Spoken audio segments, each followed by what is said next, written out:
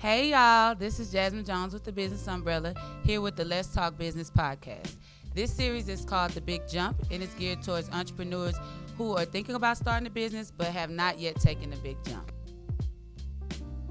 So today we have here with us Anthony Walker with Finance Fridays. How you doing today? I'm doing good. How about yourself? Pretty good. I'm very, very grateful for you being here today.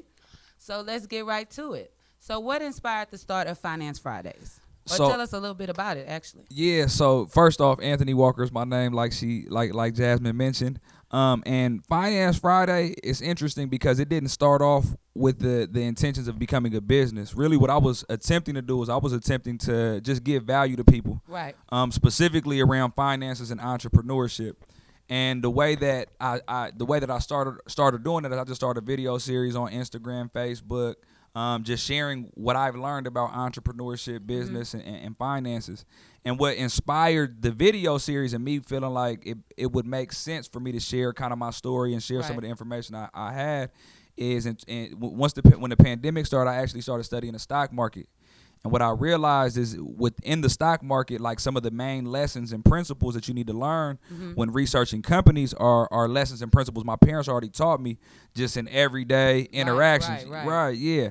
And like my parents, that was big hustlers in the 80s that had businesses, some legit, some not all the way legit. Right. You know what I'm saying? But by the time I came, they didn't, some of it wasn't legit. So they didn't end up having much material wealth by the time I came around, but they had a whole lot of information. Yeah. And essentially what happened is I started making the connection between the lessons they taught me and the lessons I was learning just via studying the stock market. Right. And I just felt like it would make sense for me to make this information plain and clear to people because I realized that most people didn't have this type of information growing up that I did, right? Correct. So that's how Finance Friday started. It started just strictly as a video series. Every Friday I get on camera and share with the people what I know. And then it just from there kind of snowballed into a business. Right. So that's actually a unique way because we have been interviewing, having different series. And a lot of people say, well, one guy said he felt like he was an entrepreneur from the time he woke up, and some people say that it was a passion that drove it. So I think that's a very unique way for you to, have your experience really be the inspiration behind your business. So how long you been doing this? So I just yesterday, 1 or 2 days ago, I'm not sure exactly, was the year anniversary of my first video, just me getting on camera and sharing with people the first principle of financial freedom, which is to pay yourself first. Right. It's something, like I said, my father been telling me my whole life. So I started the video series almost exactly a year ago. And so in 6 weeks, I will have officially started selling merchandise for a year and, in the next 6 weeks. So basically 6 weeks after starting, just this conversation with just the people in my network, I started selling T-shirts shortly after that, about 6 weeks after that. So we coming up on a year of being in business, being in commerce, selling, what I feel like is valuable information in the form of T-shirts, essentially. Oh, man, that's amazing. So you feel like you're scaling at a fast pace? I think that everybody has a different, it's hard to tell. Like, I just feel like when it comes to entrepreneurship, I think sometimes it's like, all right, hurry up. All right, wait. Right. So I think that I'm always somewhere in between hurry up and wait. So although like when I look back, I'm like, wow, like we have accomplished quite a few different things. We have touched a lot of people. We have shared a lot of new information and like put new information into the, the social marketplace, so to speak, or like the marketplace of thoughts. So I definitely think I've covered a lot of ground, but I just feel like it's so much. We got so much to do. Right? So it's hard to, it's hard to answer that question authentically. You know what I'm saying? Like yes and no, and yes, like it's hard. Right. So let me ask you this: do you feel like the information that you're giving out, do you feel like it's received well amongst the community? Yeah, absolutely. Like I mentioned to you, like I believe, and I'm very in tune with with educators around entrepreneurship, Ship. people that are doing stuff around business. Like, I'm very in tune with the people, and I'm talking about from Tony Robbins on down to now within our culture, the people that are doing it, the 19 Keys of the world, the Earn Your Leisures of the world, the Chris Senegals of the world. Like, I'm very in tune with the information, and I studied the information, and I skipped over Nipsey Hussle that was doing it. You know what I'm saying? And really, I think created the wave of black entrepreneurs, not only doing the work of being entrepreneurs, but also doing the work of educating our community at the same time. Exactly. And what I've noticed in just me surveying what's going on is that my message is completely different. And I think that's the power of God. Like, we all have a unique perspective. We all have a different way of looking at things. So I do feel like the information that I'm giving out is definitely being received well. I think people associate. For me, my brand is built around intellectual property. Yeah. And to me, that's powerful because people, it's a feeling. When every time you learn something or every time you make a connection in the world, you get a certain feeling. It's a certain, chemical reaction that happens within us. Right. So when people see my brand, they associate it with the feelings that they got from learning this new information or getting a new perspective. And like I said, I do think that my perspective is completely unique. I don't think that there are people that are looking at business and entrepreneurship and building the black community from the same lens that I'm looking at it. And therefore, I think that I tell people dope sells itself. To me, it's dope. Right. So, like, people, it has to get received. It's just a matter of more people receiving it. Yeah. You know what I'm saying? So, man, that's fire. That's a gem right there. So you're just getting started. So what are some of the challenges that you are facing, and how are you overcoming them? Yeah, so for me, I think the first challenge, and it's a challenge that every entrepreneur goes through at one point or another, is sales. Like, it's about sales, because sales is the lifeblood of our business. Right. I'm not saying it's the most important part of our business, but it is absolutely necessary. So when I first launched, I'm an internet-based business. We're in the middle of the pandemic. I'm kicking game on social media, and therefore I'm selling shirts on social media. Right. And, people responded really well. Like, I had a whole lot of support from family, friends, people I, don't know like that. They was like, I love what you're doing. And, so I had a whole lot of support at the outset. But what happens is it starts to slow down. Right. Once all of those people have received the message and heard it and supported. How do we keep growing? Yeah, how do we keep on growing? How do I keep on selling my product? And for me, like, the pandemic also brought about an opportunity to do street vending.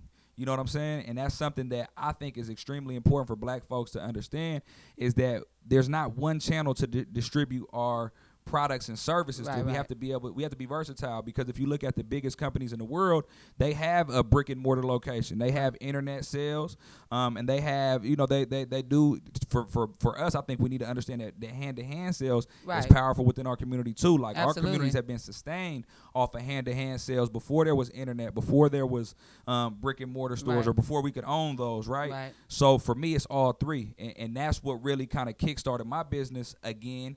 Was the hand-to-hand sales. I'm like, oh, okay, I could go to the street and make it plain to people. Just give people my, this is what's going on, and they're gonna buy into it because it's pure and it's helpful, authentic too. Absolutely. So that's one way I overcame the issue of sales.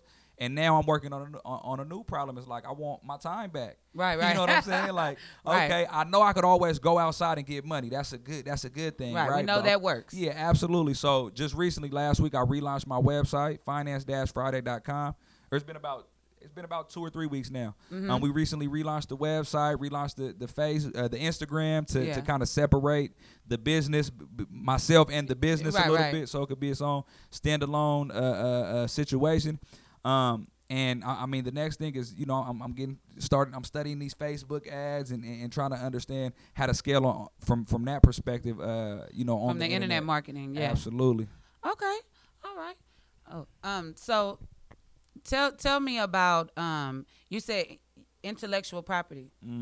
Define that for me. So to me, intellectual property essentially is anything that comes from our brain that is unique to us, that we create, and we put it in a fixed form. So intellectual property that just lives in my brain doesn't equate to intellectual property. It's just intellectual thought, right? Right, right. But once you put it in a fixed form, either on video, you put it on paper in the form of a book, you put it in the form of a podcast or a video series. Right, right. Now, this is intellectual property that you own, because this conversation and this series that you're creating, for example, is unique in the marketplace. Nobody else is going to have these set of guests. Nobody else is going to have this title for their show. Nobody else is going to have the angle that you have, and you have it all captured on video. Right. So not only are you proving the ownership of this particular piece of intellectual thought, this idea that you turn into an actual physical thing, you're proving it, but also it's 100% unique in the marketplace. So there's also ways that, as black folks, I tell people, like, we've always had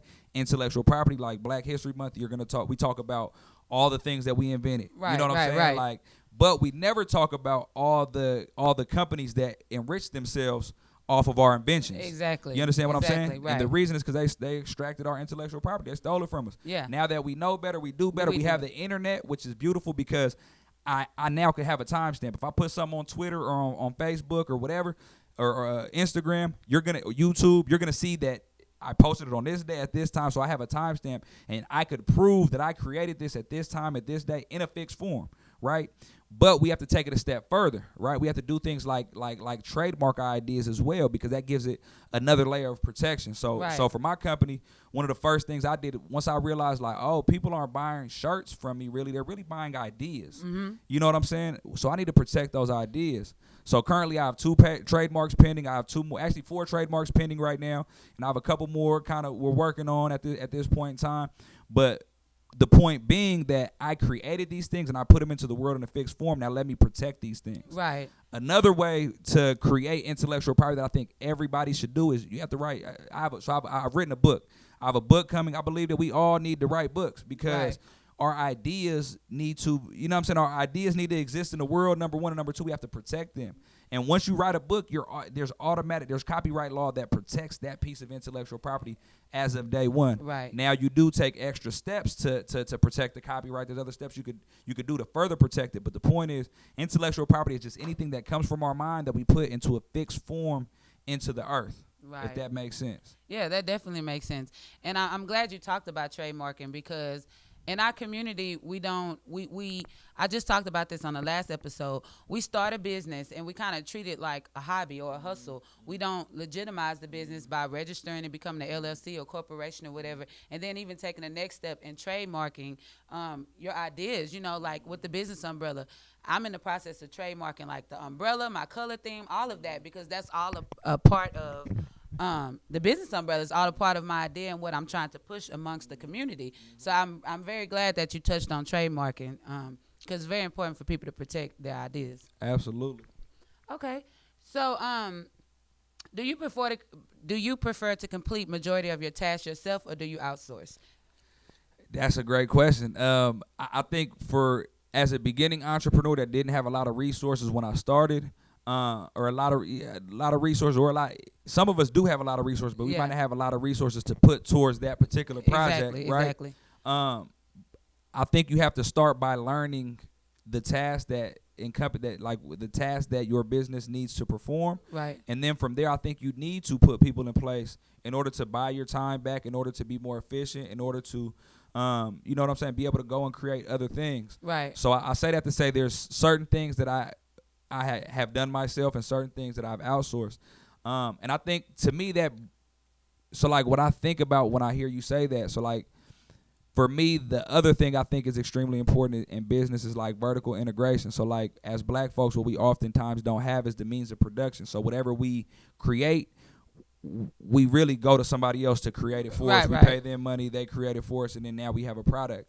So for me, my goal has been, and why it's taken me longer to outsource, so to speak, some of the tasks of my business is like, I want to vertically integrate this business, and the only way to do it is to take the steps. So like I recently bought a screen print setup, you know what I'm saying? I spent some good money so I could do my shirts myself. Right. But I'm not gonna do the labor myself. So I've created a partnership with with the lady that does screen printing, and she's gonna do the work. And you know what I'm saying? Now we got to split. Like, you know, I get my shirts for a little cheaper, and we're able to split the profits of other people that I bring in and have them screen print on the machinery that I now own. So do you feel like that's also a way of creating generational wealth, is by, you know, outsourcing and using other companies, you know, in your community to be able to build your business up? So yeah, for me, I think it's all about that. I think that the only way that we're gonna succeed is if we spend money with each other and if we invest in other businesses. And there's a couple ways you can invest in business. There's the front door, meaning you have a product or service for sale that I want. Let me, you know what I'm saying? Let me pay you to do this so I don't have to do it. For example, the business umbrella, I don't really want to do my QuickBooks. I'm going to be honest with you. At one point, somebody is going to have to do my QuickBooks for you. Because it's not fun if that's not what you do. You understand what I'm saying? But identifying those things and trying your best to put that money back in black people's hands. It's not always realistic because of our situation. It takes a lot to build companies and all those things. But whenever you can, if you could put that money back in black people's hands, I think that's extremely important for us to do that. So you can invest on the front end by buying products or services, and you could also invest on the back end. We need to start pulling our money together and buying the underlying resources and assets that we need in order to run successful businesses. Definitely. It can't just be, we can't just keep on doing everything one person at a time, or it's not gonna work. You understand what I'm saying? We gotta put people in position. We have to create opportunities for within our businesses. We have to create opportunities for other people to get cash flow from our business. In some cases, to have ownership over some co-ownership over stuff within our business. Those are the things that we need to start focusing on, and that's why I say my perspective is unique, because I don't look at wealth. I don't look at finances as a one-person sport. I think we have to do it as a collective. Community. Absolutely, and that's, you know, speaks to exactly what you do. We need a back. Everybody needs a back. Everybody needs a back office, right? Get you a back office, man, and pay somebody in your community to do work that you need done anyways. Right, that the work has to happen and that you don't have time to do, or maybe don't even have the desire. So let me talk a little bit about the business umbrella and how I got started. So I was working for a nonprofit. Well, I still work there, but now I consider them a client other than working for them. That's right. But I was working for a nonprofit, and I helped to bring that nonprofit from a $2 million nonprofit to a $5 million nonprofit. And that's utilizing, you know, my bookkeeping and my experience and my expertise. So I will always say that everybody's not meant to be an entrepreneur. That used to be my mindset. And I said, some people have to work. Somebody has to work for the entrepreneurs and work for the company. And I always felt like I was a helper. I always felt like I could help the business. So I said, that in itself is a business. So there are thousands of entrepreneurs, especially in my community, who are just getting started and have great ideas or great talent, but they don't know which way to go. They don't know how to start the business, or maybe they started the business, but like you say, they don't have the bookkeeping, or they don't have the administration part that will help them be able to free their time and just focus on their business. So that's how the business umbrella was developed. And I just feel like through this podcast and us discussing things like this, we're able to get that information out. And even if you don't use the business umbrella, there are plenty of bookkeeping and marketing, all type of back office things out there in our community where people can partner up, and hey, that frees your time up. So I was telling the person on the last episode that I went to a seminar, and something they said just really resonated with me, and I'm going to keep sharing it. They say if you're an entrepreneur, you should be working on your business and not in your business. So a lot of entrepreneurs get stuck working in their business. Like, for instance, like T-shirt printing. If all day long I'm in there and I'm printing the T-shirts, who's out there getting the word out? Who's out there marketing? Who's out there coming out with more ideas? Because at the end of the day, once I print these 1,500 shirts, I'm going to bed. And it's no other work going on. So, you know, it's like you need some help. You need to be able to outsource. And so to be able to outsource in your community and create that wealth, buy our communities back, it's a great thing. So what you're doing is wonderful. Shout out to that. I appreciate it. And, you know, we're in the early stages, and the reason I feel like, we have scale to a certain extent, like I've sold quite a few T-shirts. Right. To me, I've sold a lot of T-shirts, right? and at the same time, like, my goal isn't to sell T-shirts. My goal is to try to figure out how to make T-shirts infrastructure, how to make a thought, intellectual property into a physical product, and how to turn that physical product into larger physical products. Right. Or larger. It's infrastructure. We need to own buildings. We don't own no buildings right now. Right. Like, we need to do that. We have to own machinery, the means of production. That's why I love the brother that was here earlier, that he does trucking. I feel like we need to have ways to transport our products and services to each other. Because honestly, my perspective comes from this. I believe that and my mom kind of raised me like a little bit like, you know, the end of the world is coming almost like like not all the way, but like a little bit, but like what if it all it's closer fell? than it was, Yeah, but it ain't all the way here. Yeah. So my point is we need to prepare as black people in a way where if we were cut off from this system, how could we survive? Exactly. So the way I'm looking at everything is not how can I make some money, is how can we create some infrastructure that if all else fails in America, I ain't gonna say turns their back on us, because that's already been done. Right. But we no definitely. longer can eat from their plate for Right. whatever reasons, and that's what happens slowly but surely. We get phased out, more and more phased out from this so-called American dream. So how do we create our own infrastructure to Right. make sure we're all fed? Right. We need trucks. We need to own buildings. We need to own land to produce the food. You know what I'm saying? Then Definitely. we need to own the buildings to manufacture and clean the food and make it into something else, right? Then we need trucks to get it out. Yeah. You know what I'm saying? Then we need distribution. So we need storefronts and you know what I'm saying? And warehouses and all of that. We need those types of things to sell our products, and we need the internet. We need digital assets. We need digital storefronts, Right. websites, all those types of things. Right, we right. also need to understand the currencies of the future, the digital currencies and all those types of things. We need to be invested. So yeah, for me, that's the way I look at it. I'm looking at it from a bottom up, Yeah. as opposed to how could I get to the top. I'm more so thinking, how can we build on the ground so we could get to the top? Yeah. You feel what I'm saying? So for you, money isn't the motivation. It is, but it's not. But it is. In a You know what I'm sense. saying? Yeah. Yeah. It's not my personal motivation. Like Right, I don't need $10 million. I could care less if I have $10 million in my life or not. I don't want to put no cap on my. You feel me? At the same time, I don't want to put no cap. Right. I just use that number because it seems a little far away, right? So Yeah. I just use that number. But my point is, if I have $10 million, but there's people that are struggling, I could create opportunities for them not to be struggling. Exactly. That's what's most important. I would rather us break down, yeah. break down 10 million than me Yeah. have 10 million myself, because it doesn't. How much can I eat? Right, you know right, what right. I'm saying? How much can I eat on my own? It doesn't make any sense. Yeah. The way that we've approached this capitalist, just capitalism, we're approaching it the wrong way as black folks. We Yeah. can't do it like white people do it. Right. Right. They could do that. They could go build the biggest. That works for them. Yeah, they could go build the biggest company for themselves and their families if Right. they want. But for us, we need to build deep. We got to create stronger roots for our people Right. to survive and sustain off of. Oh yeah. That's facts. So tell me this: if you had to sit down with the inspiring entrepreneur, what would be your advice to them? Just do it. Just start. You know what I'm saying? Like Nike, huh? Just do it. Yeah. I mean, Just really, take the jump. Just take the jump. Just start, because, like I said, when I started Finance Friday, like the video series Finance Friday, not the business, I didn't have a real intention on starting a business. I actually was selling life insurance at the time, and I was like, "Ooh, let me give these people value." And maybe I could tell them a little bit about the insurance, yeah, right? tell them Right. about life insurance afterwards, right? Because we do need it. That's also something that's important. Right. But as I started doing, I said, "Nah, this is a little bit more valuable than just a product." Yeah. You feel me? This could go deeper and this could go further. So for me, it was just about starting. It's hard to get on camera and talk. You feel me? it is. You know what I'm saying? I just had to start doing that. And then I was like, "Ooh, man, what if I do some shirts?" Okay, like let me do it. But it's hard to just take that step. When I say it's hard, I mean everybody's not doing it. Right. But it's not as hard as we think in our it mind. is. Yeah. It's a mind thing. Sometimes we psych ourselves out. So as aspiring entrepreneurs, just start. You know what I'm saying? You don't got to start at Z. You can start at A and go from there.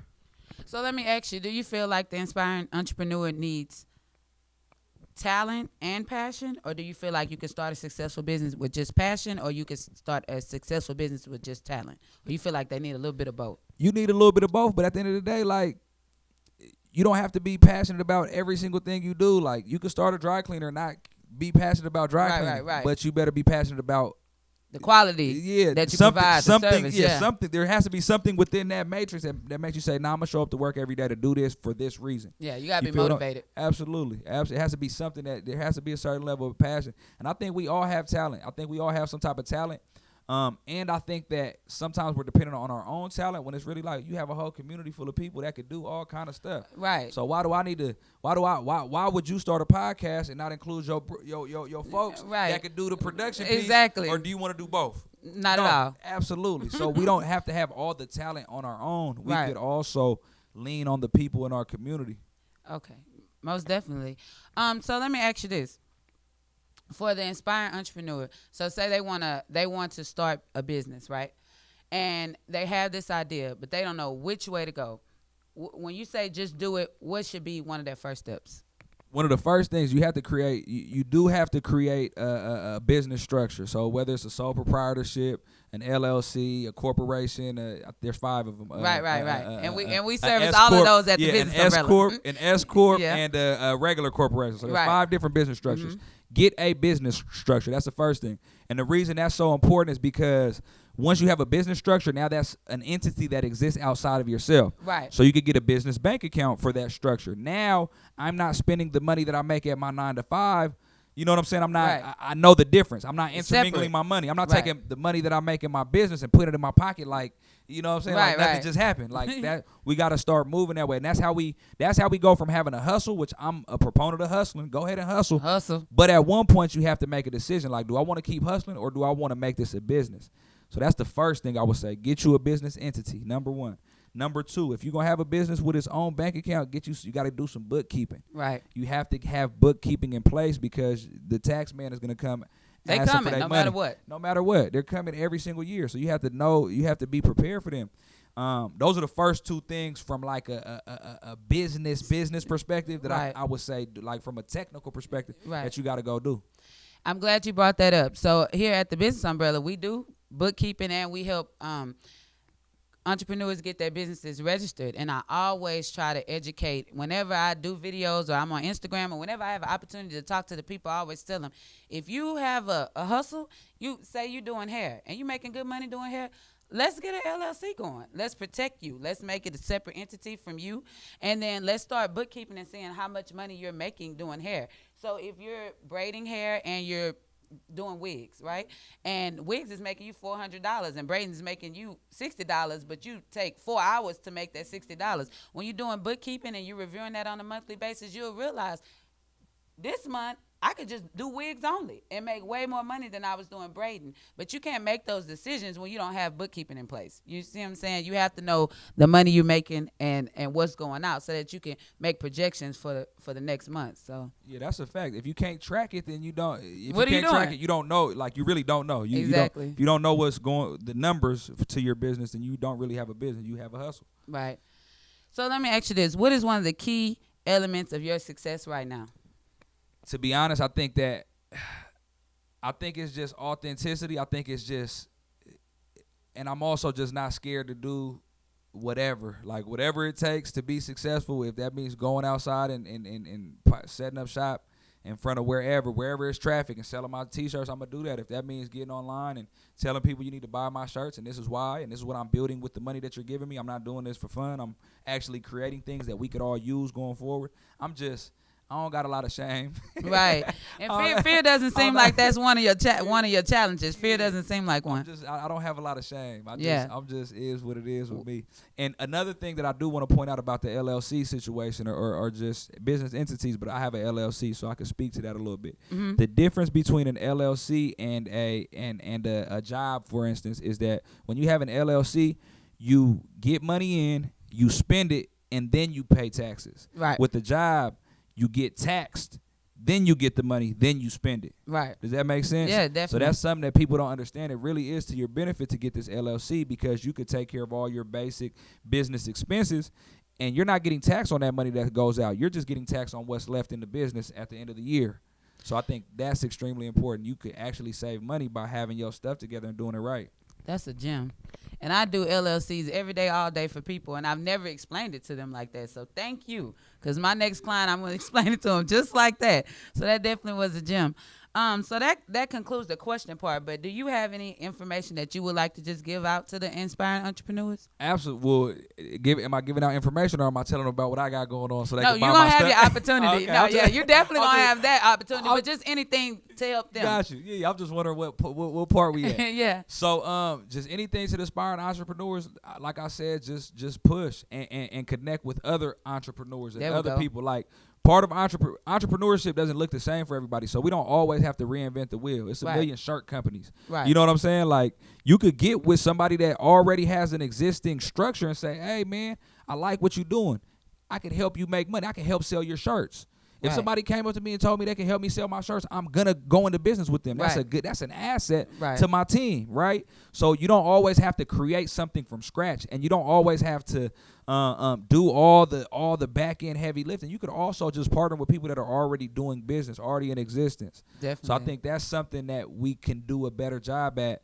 But that just goes in every aspect. Find partnerships, create opportunities for you to get money, but also create opportunities for other people to get money, because they're going to push you further than you're going to be able to push yourself. Definitely. Network. Okay, so now this is your big chance. So I want to start a t-shirt company, or I'm interested in your merchandise. How do I get in contact with you? So the best way to get in contact with me the best way to buy some merchandise is finance-friday.com. Mm-hmm. The best way to get in contact with me and just connect with the brand in general is on Instagram, to be honest. So you could either do both. @_finance-friday_ is the way to follow the merchandise and kind of follow what's going on as far as the clothing piece is concerned. As far as a lot of like the just the everyday movement, like the direction we're going in, the information, you can follow me at antwalker.com. @antwalker33 antwalker33. Just to kind of follow the movement. All right, there it is, ladies and gentlemen. So I want to thank you again for coming out and sharing your story and inspiring the other entrepreneurs. Thank you. I appreciate you a whole lot, Jasmine. For real. I'm glad to be here. For real. No problem.